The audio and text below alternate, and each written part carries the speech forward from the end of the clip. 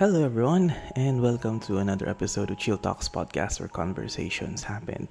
So, I'm your host, PJ, and hello there once again. Kamusta? It's been a few days, a few weeks since our previous conversations, and I've decided to do this episode. This is dedicated to the ones who are in their early 20s up to their early 30s. Especially ngayong malapit na ang graduation season. And actually, this is currently the graduation season. So, advance congratulations to all the graduates. To those who have Latin honors, job well done. And to those who doesn't have Latin honors, still commendable that you have finished your you have finished your educational journey. In case you want to continue to masters, then best of luck. Okay, so I digress. Bakit ko naisip ang ganitong topic? Kasi at the early stages of our young adult life, we have this mindset that we can do everything, or we can do anything, or we are unstoppable. Now, we have this very idealistic view of what we want to do. We have this set of standards. In fact, we already have plans na naisip na natin na kung ano yung dapat gawin natin. And we try our best to commit ourselves to those plans. So the question lies is, what happens if you fail?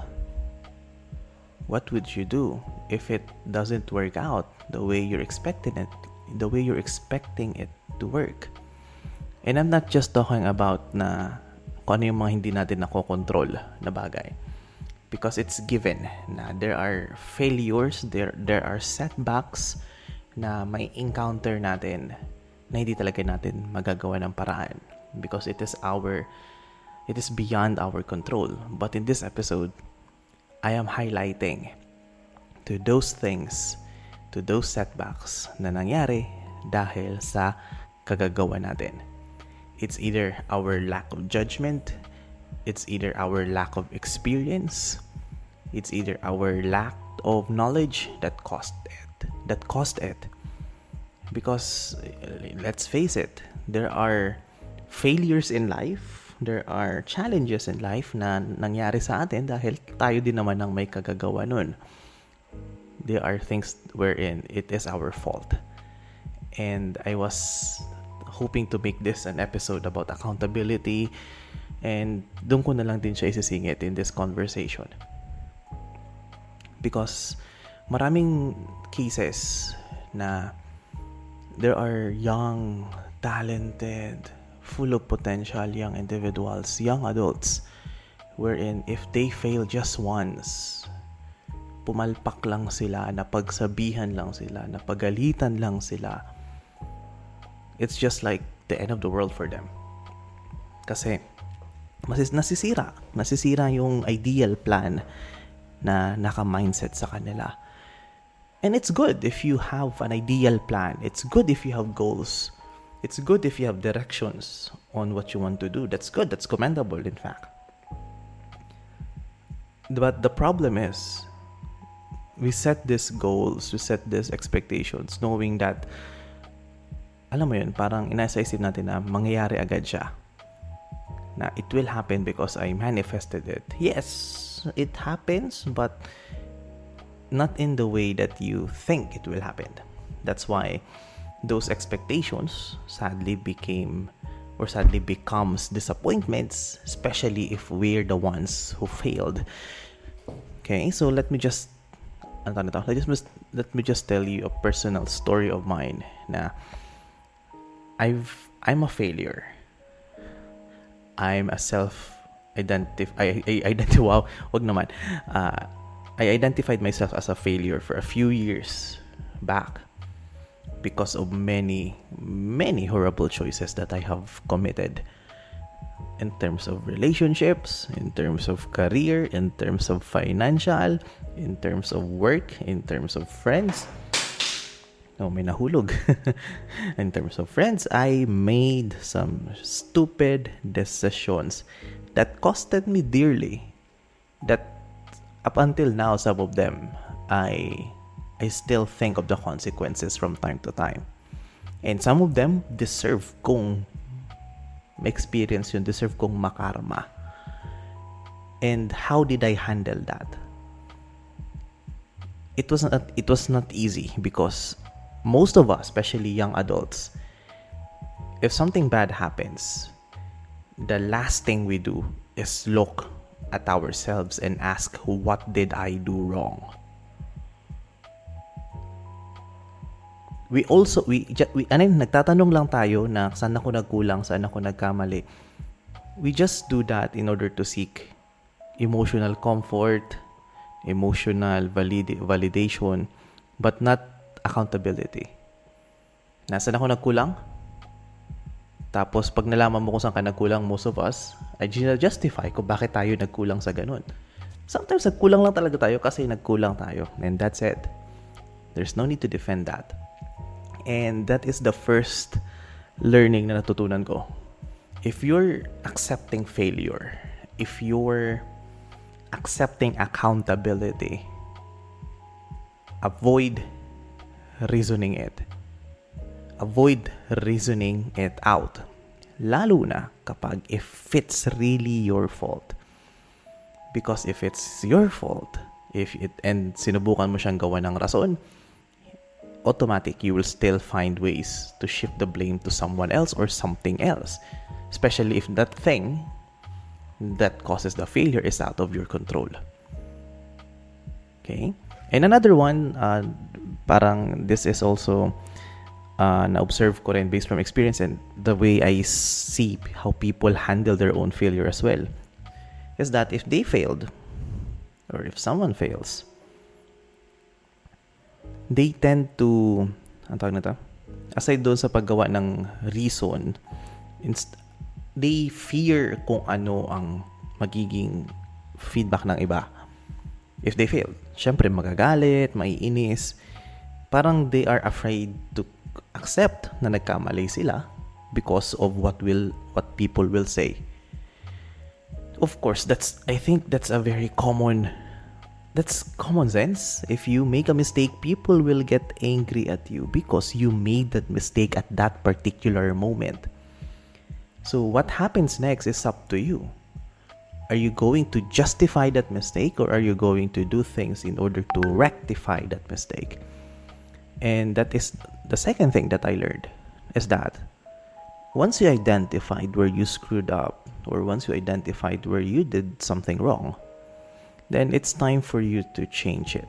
It's time for you to identify where it hurts and start your healing there. And I just have to remind you na pagdating dito sa healing na to, dito sa healing steps na to, one thing I noticed is that if you're recovering from failure, if you're recovering from your mistakes, if you're changing yourself for the better, don't do it. Don't do it para sa mga taong nagawan mo ng mali. I don't know if that makes sense. I'll give an example. Let's say for example, the personal experience. Nagkaroon ako ng isang bad decision when it comes to relationships. Na my previous partners nagalit sa akin. And justifiably so. And on my end, I saw that mistake and decided to change. But I realized na no matter how much I change, that failure will always be marked doon sa taong nagawan mo ng mali. So parang habang nagbabago ka, and if you are basing, kapag binabase mo kasi yung pagbabago mo doon sa mga nagawan mo ng pagkakamali, sometimes hindi mo na alam kung alin yung babaguhin mo kasi mag-a-adjust ka on how people will respond to your change. Some people will not even see that you have changed, especially if sila yung nagawan mo ng pagkakamali. And that is normal kasi nga sila nga yung nagawan mo ng mali. And you don't bother yourself with it. You just focus on improving and changing for the better. People will notice it and eventually you will notice it.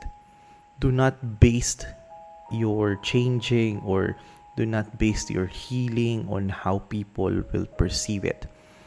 You change because you want to and because you need to for yourself.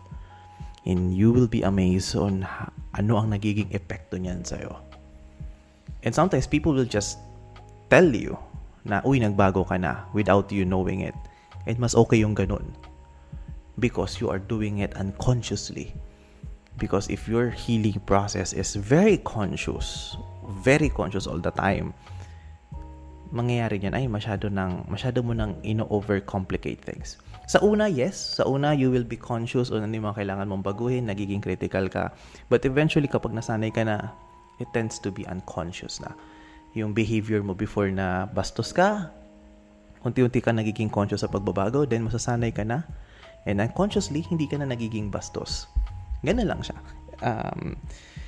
That is also one of the hardest things, especially when you are recovering from failure, is that you want to prove to that person na nagawan mo ng pagkakamali, na nagbago ka na.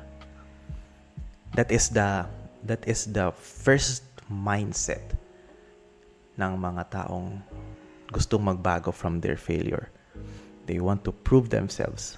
Again, it's not about proving yourselves. It's about changing what needs to be done.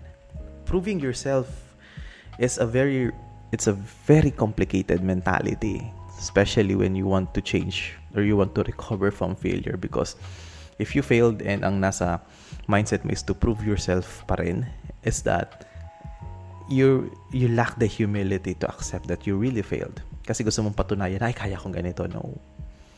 Sometimes you just screw up. Sometimes you just make mistakes. And that's normal. Especially in your 20s. There are so many mistakes na haharapin natin. There are impulsive actions na maybe we acted based on our emotion. We said some things that we were not supposed to say. Nangyari yan. So, the best thing na pwede ko sanang it works for me, and hopefully it works for you. If something bad happens, or certain challenges happened, tapos parang involved ka doon, ask yourself, anong mga nagawa ko muna? Before shifting blame on others, before shifting blame on ganito, ano muna yung ginawa ko?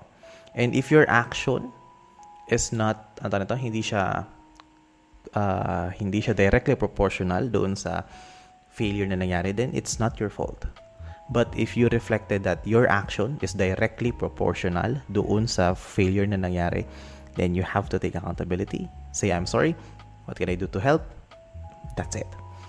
Because most of us, this is the sad reality. Most of us are defined by our failures rather than our success. Kahit sabihin natin, you are the most successful person in the world. If you just make one mistake, then people will remember you for it. Now, there's the best example, there's this meme na kapag high school reunion, super yaman mo na, super successful ka na, tapos may magbo-brought up na, uy, di ba ikaw yung tumae sa classroom before? Those moments yun talaga yung naaalala ng mga tao. Failures are easier to remember. So let others think that way. But sa sarili mo, the more you think about your failure, the more you think about your failure, the slower your progress can be. And that's what happens sa akin. That's why I consider myself a very late bloomer, because labeling myself as a failure was a horrible decision. Yun nga. Those are stories for another time. And as you progress in your 20s, in relationships, in careers, in finances, any mistake that you will do or any failure that you might have that you will experience, take it, learn from it, adapt from it, and don't repeat it again. As much as possible, don't repeat it again. And the best thing is that learn to accept feedbacks no matter how difficult it is. Yes, napaka-instinctively sa atin ang depensahan ang actions natin. Nasa subconscious na natin na kapag when people start questioning us, we defend ourselves because that's who we are. That's our principles. That's our personhood. It's normal. But when we are talking about your failed actions, if people are criticizing you for it, then just say, thank you for that feedback. I'll see what I can do for myself.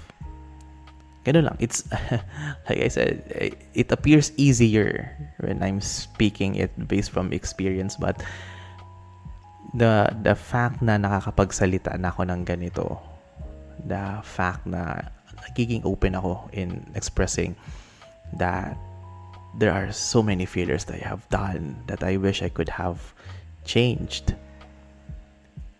is a sign na eventually nakaka-move on ka na sa failures mo. Let others define who you are pagdating sa ganyan. But don't let yourself define who you are, lalo na pag failure.